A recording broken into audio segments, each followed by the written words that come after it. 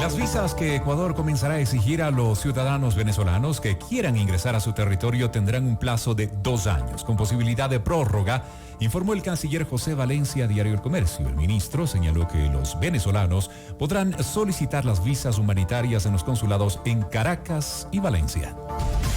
La entrevista a la carta, en diálogo directo con los protagonistas de los hechos. Y para conversar sobre esto, saludamos a nuestro invitado de esta tarde. Él es Juan Fernando Flores, presidente de CREO, del movimiento CREO, en América Latina. Juan Fernando, buenas tardes y gracias por acompañarnos. Gracias a ustedes por la invitación. Cuéntanos, de alguna manera, los ciudadanos venezolanos sabían que esto iba a ocurrir luego de que ya también sucedió un proceso similar en Chile y también en Perú. ¿Lo veían venir? ¿Ya estaban preparados para que pudiera darse esto? Sí, los ciudadanos venezolanos, especialmente aquí en el Ecuador, hemos venido trabajando con ellos conjunto a la Embajada de Venezuela designada por el presidente Juan Guaidó a través de René de Sola desde hace varios meses y semanas para poder recoger cuál es la realidad que realmente tienen los ciudadanos venezolanos aquí y manejar un poco la situación de cómo ahora vamos a llevar este proceso. Porque lo que se firmó el pasado jueves por parte del presidente de la República, Lenín Moreno, no solo establece una visa, sino que establece un proceso que va a ir a través de un censo, de un proceso de verificación de datos y de identidad de los ciudadanos venezolanos que están acá, que no es tan fácil hacerlo a lo que realmente el papel se dice.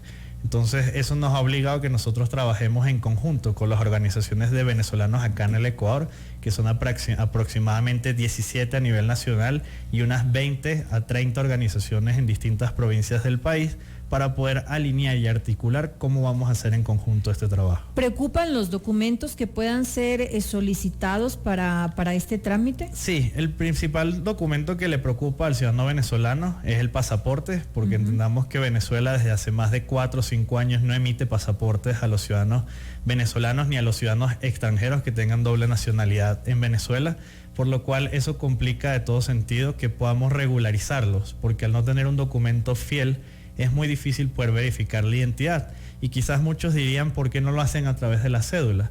Lamentablemente la cédula en Venezuela siempre fue manejado por un sistema no como el de Ecuador, que tiene un sistema biométrico, sino que es realmente un documento muy fácil de falsificar y que lamentablemente ya nos encontramos no solo en Ecuador, sino en otros países que se dieron identidades falsas o que se usurpó identidades para poder encubrir otras personas. Entonces el principal problema que tiene el venezolano es cómo podía regularizarse si el pasaporte no era vigente, porque se vencía, el Venezuela no le está renovando los pasaportes. Entonces dentro del decreto se incorporó el reconocer a los pasaportes vencidos por 5 años. Esto es importante porque muchos de los venezolanos que llegaron acá sí llegaron con su pasaporte, pero ya entró en el proceso de vencimiento y no podían regularizarse. Pero posterior a eso ahora viene el cómo garantizar la seguridad a ambas partes, porque ese es quizás el gran reto que tiene el gobierno del Ecuador tras la medida que tomó. Si vamos a regularizar a los venezolanos, ¿cómo les damos seguridad a los ecuatorianos de que quienes estamos regularizando realmente son personas de bien y no son quienes lamentablemente han cometido delitos? Donde ahí creo que es importante hacer un paréntesis en entender que la crítica al delito no es a la nacionalidad, sino a la persona que realmente comete esto, porque no por ser venezolano se es delincuente, o no por ser ecuatoriano también se es delincuente.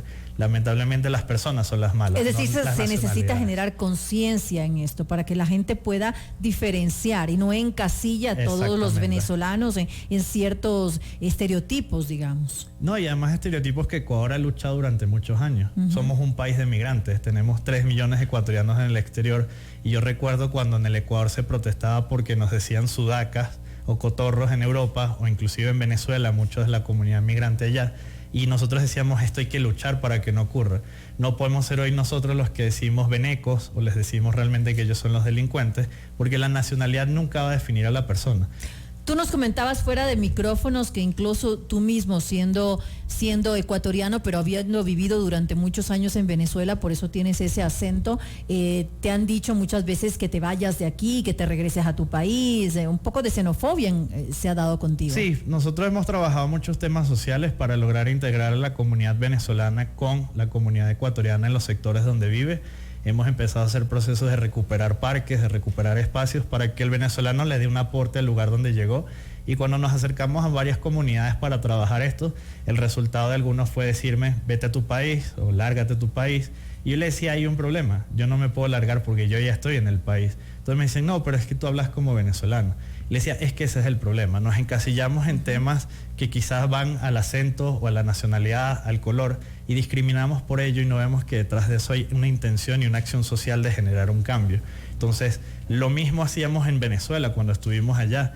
En Venezuela trabajamos con la comunidad ecuatoriana para que le dé aportes a Venezuela, dado que es una migración de más de 40 años que se vive allá. Juan Fernando, varias personas pueden ver el proceso inclusive de censo anunciado para los ciudadanos venezolanos residentes en este momento en forma regular o irregular en nuestro país como una suerte también de temor. Hay temor por un lado y hay cierto nivel de confianza también por otro lado. ¿Cuál es la perspectiva con la que analizas tú esta situación puntualmente respecto del censo? ¿Qué podría aportar en este momento? El censo nos va a permitir poder tener los datos biométricos de cada uno de los ciudadanos venezolanos, su ubicación y entender qué están haciendo realmente en este país. Si tú eres una persona de bien que quiere regularizarse, que te estamos dando la visa de manera gratuita, te estamos dando facilidades como país para hacerlo y lo que te pedimos es que te incorpores a este censo donde va a haber un tema de control de seguridad de las personas y tú no quieres hacerlo es porque algo estás escondiendo. Entonces, esas personas que están escondiendo serán las que tendrán que explicarnos por qué no se están censando, por qué no se están incorporando y realmente evaluar si ellos deben permanecer o no en el país. La mayoría de los venezolanos que han llegado a este país, porque hay que entender que no llegaron por avión, muchos de ellos han llegado a pie. Nosotros vemos casos de personas que caminan de 20 a 36 días para llegar desde la frontera de Cúcuta en Colombia hasta el Ecuador. Ellos llegan exigiendo dos cosas, o mejor dicho, pidiendo dos cosas. Una oportunidad para trabajar y oportunidades para ofrecerle al país algo. ¿Qué pasa por esto? Que estén regulares en el país. Entonces, el censo va a garantizar que tengamos los datos de las personas, podamos analizar el sistema biométrico y podamos darle una visa que les permita trabajar en el Ecuador. Que también es importante para cuidar incluso los derechos de los mismos ciudadanos venezolanos que ahora pueden estar siendo explotados laboralmente. Sí, y que además hay que trabajar dos temas. Ecuador tiene un problema que debemos atacar desde el ámbito de legalizarlos, que es la explotación laboral y la explotación de las personas. Lamentablemente hemos encontrado casos de situaciones que se han visto en la necesidad o la obligación de entrar en la prostitución, trata de personas. Esto hay que acabarlo de inmediato. El mismo hecho de que en los semáforos estemos viendo ciudadanos venezolanos con sus hijos pidiendo en las calles, ese no es el venezolano. El venezolano no mendiga, el venezolano es el que quiere trabajar. Antes decían que el problema era el costo de la visa, el costo de la multa, en la posibilidad de que no tenga un documento. Pues nosotros vamos a dar todas las oportunidades para que te regularices y salgas entonces de la mendicidad y realmente salgas a aportar. Porque además el venezolano no es el que viene a quitar el trabajo. Aquí también hay muchos emprendimientos de venezolanos que han generado empleo. Entonces tenemos que ver esto como una oportunidad. Chile lo hizo de esa manera. Chile dijo, yo necesito en estos momentos venezolanos especializados en estas áreas porque yo no tengo la capacidad de cubrir con mis propios conciudadanos, entonces voy a darles una oportunidad. Y la visa democrática en su primer momento se emitió para médicos, odontólogos, especialistas en distintos temas, y ahora Chile vio la migración como una oportunidad de fortalecimiento de su propio país y no como un problema o una carga. Juan Fernando, yo me quedo un momento en este tema porque vale la pena analizarlo un poquito más. En otras latitudes, usualmente, cuando llega el momento de levantar data, levantar información respecto precisamente de estos censos, vienen temores y temores inclusive a que pueda generarse una suerte de repatriación en varias ocasiones. Este temor, ¿cómo se lo está trabajando? ¿Cómo se lo podría trabajar para evitar precisamente que sea asumido así por los ciudadanos que hoy están residiendo en nuestro país y que podrían tener alguna oportunidad de estar en estado regular, lógicamente si se acogen a la norma que en este momento está mandando el gobierno, pero que por ese temor o desconocimiento, estoy dejando cualquier otra causal de lado, podrían no acceder precisamente a ese censo? Lo primero que estamos haciendo es informando una realidad del Ecuador. Cuando aquí se aprobó la ley de movilidad humana, Ecuador no tiene actualmente un protocolo de deportación. Por lo tanto, esa imagen que tenemos en Latinoamérica, sobre todo, de que te voy a deportar y llega una unidad, te monta en algún lugar y te devuelve a tu país, no existe. Segundo, si existiera, tú no puedes deportar por los códigos internacionales, tú no puedes deportar a alguien que está en situación de vulnerabilidad a un país del cual huyó de esa situación de vulnerabilidad.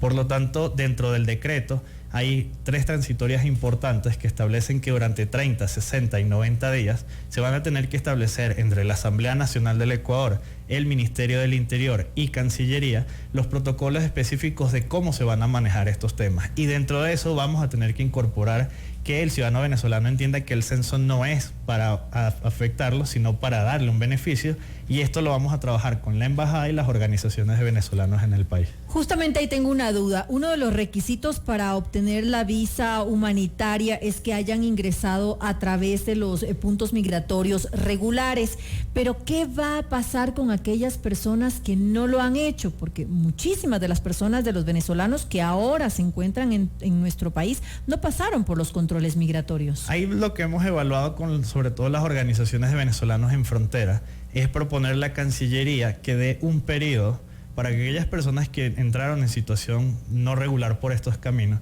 puedan acceder a acercarse y declarar que ellos no lo hicieron y se les valide. Porque eso es un tema. Muchos de ellos cruzaron por La Hormiga, cruzaron por Rumichaca, cruzaron por distintos de los puntos fronterizos y sencillamente no sellaron. Porque en ese entonces no había una limitante de que selles o no selles para poder ingresar, no solo a este país, Perú, Chile y Argentina tienen exactamente el mismo problema.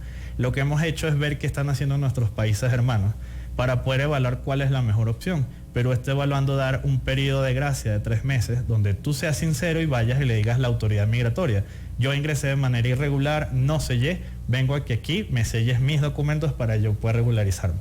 Porque ahí también debemos partir de esa buena intención que tenga el ciudadano. Y es lo que les digo, si se ponen todas las facilidades y hay un ciudadano que decide no hacerlo, es porque algo está ocultando o algo no quiere realmente formalizar. Pero la mayoría de los venezolanos quieren una oportunidad y la oportunidad pasa por regularizarse. Ahora, la situación actual indica una cifra de 300,000 venezolanos en nuestro país residiendo en Ecuador. La proyección es cerrar este 2019 con aproximadamente 500,000 venezolanos. Más allá inclusive del censo, más allá de la regularización, ¿Ecuador está preparado en este momento para recibirlos en condiciones adecuadas? ¿O qué políticas adicionales deberían primar en este momento de cara así a afrontar una situación que es real para nosotros y real también para los venezolanos? Sí. Yo creo que lo primero, y hay que ser un poco sincero en lo que es la cifra, nosotros manejamos que no son 300,000, son muchos más los venezolanos que ya están acá. ¿Y por qué digo que hay que ser sinceros en las cifras? Porque si nosotros pensamos que son 300,000 y hacemos políticas para 300,000 y cuando hacemos el censo somos 600,000, nos quedamos muy cortos en las políticas que se decidieron. Y esto parte porque sinceremos realmente lo que ha venido ocurriendo. Una de las cosas que no pasaba sino hasta cuando se estableció la mesa de movilidad es que todos trabajaban desarticulados y hemos logrado que ahora todos trabajemos en una misma mesa para poder sincerar realmente los procesos. ¿Y por qué esto es importante? Porque la migración no es que sucede de manera pensada, es decir, el ciudadano venezolano no es que está en su casa y dice, miren, yo ya no puedo más y me retiro. Hay veces donde la situación los forza a tener que irse y en ese mismo proceso hemos tenido los picos migratorios. ¿Qué ha ocurrido ahorita? Si ahorita van a Rumichaca, la frontera está muy baja la migración, pero seguramente cercano a septiembre vamos a ver picos muy altos por 2 elementos importantes, porque ya empiezan las clases y aquí en el Ecuador cualquier ciudadano, sea de cualquier nacionalidad, tiene derecho a incorporarse al sistema educativo. Y segundo, porque ya terminaron las clases en Venezuela y pueden traerse para acá. Entonces, esto genera que los picos migratorios comiencen a inclusive darse con menores de edad, con niños, y todo esto hay que evaluarlo. ¿El país está preparado? Yo creo que no estamos preparados al 100%, pero sí podemos y tenemos la capacidad hoy de generar dinámicas realmente para ello. Si no son 300,000, nada más sobre el tema, si no son 300,000, de acuerdo a las estadísticas o tal vez las cifras que ustedes manejan, ¿de cuántos estamos hablando en este momento? ¿Cuántos ciudadanos? Con el último informe que se hizo con la OEA y la visita de David Smolansky que estuvo acá, que ya deben haber al menos aquí 420,000 venezolanos. Por eso la cifra de los 500,000 va a ser. Es decir, que vamos a terminar con aproximadamente más de 600,000. Sí, porque aquí hay que ver 2 elementos importantes. Colombia tiene 1.5 millones de venezolanos y Perú tiene 980,000 venezolanos. Ecuador se quedó, como nosotros decimos, el país del sándwich, porque se quedó en el medio de los dos. Si las medidas en Venezuela no mejoran o la situación no mejora, la migración va a aumentar a Colombia y ocurre siempre un desplazamiento migratorio. Y si las medidas en Argentina, en Chile y en Perú se ponen más duras, va a generar una migración hacia el siguiente país. Si este es el único país que tiene como moneda el dólar, es un país que es propicio para que la migración comience a venir acá, porque el dólar es un beneficio a las familias venezolanas en Venezuela. Entonces, somos un país que tenemos que evaluar muy bien las medidas y no quedarnos en que nos están llegando venezolanos, sino en qué vamos a hacer en función de las capacidades que realmente podamos asumir.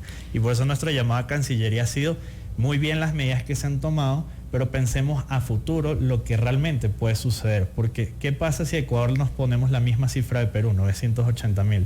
¿Tenemos realmente ahí la capacidad de solventar los problemas que hoy Perú tiene? O 1.5, que es la cifra de Colombia. Entonces, son temas que nosotros debemos comenzar a evaluar, porque si la situación en Venezuela no mejora, lamentablemente la migración no va a frenar. Juan Fernando, y tomando en cuenta que hasta el 25 de agosto pueden entrar sin visa, entonces vamos a enfrentar una migración masiva durante estos días. Lo más probable es que empiecen picos de migración, sobre todo de familias, y esto va a ser algo nuevo. Para el Ecuador normalmente estaba llegando el venezolano que viene a trabajar y le envía dinero a su familia a Venezuela. Normalmente un venezolano envía entre 20 y 50 dólares para solventar a sus familias allá. Hoy es más caro mantener a la familia en Venezuela. Por lo tanto, hoy comenzaremos a ver migraciones de núcleos familiares, y esto tiene otra connotación, porque ahí tenemos un tema de escolaridad, un tema de salud, un tema de trabajo, donde tiene que haber un proceso de regularización. Entonces, el decreto 826 va a ayudar muchísimo, porque le va a permitir al país poder tener claridad de qué tipo de persona está llegando, cómo lo podemos estratificar y cómo lo podemos incorporar. Que habrá algunos venezolanos que se van a ver afectados, son partes de los procesos migratorios de éxodo, porque esto no es algo que ocurrió porque el venezolano quiere venir acá, sino porque se está viendo forzado a irse de su país, donde ahí tendremos que tomar decisiones en conjunto para garantizarles sus derechos y que Ecuador y los ecuatorianos también se sientan tranquilos con quienes están llegando. Bueno, y con esto finalizamos. Le queremos agradecer a Juan Fernando Flores, él es presidente de CREO en América Latina. Juan Fernando, muchas gracias por habernos acompañado aquí en Notimundo a la Carta. Y nosotros vamos cerrando también esta entrega de Notimundo a la Carta, como siempre agradeciéndoles a todos por haber estado muy pendientes de lo más destacado de la información. La cita es cada día.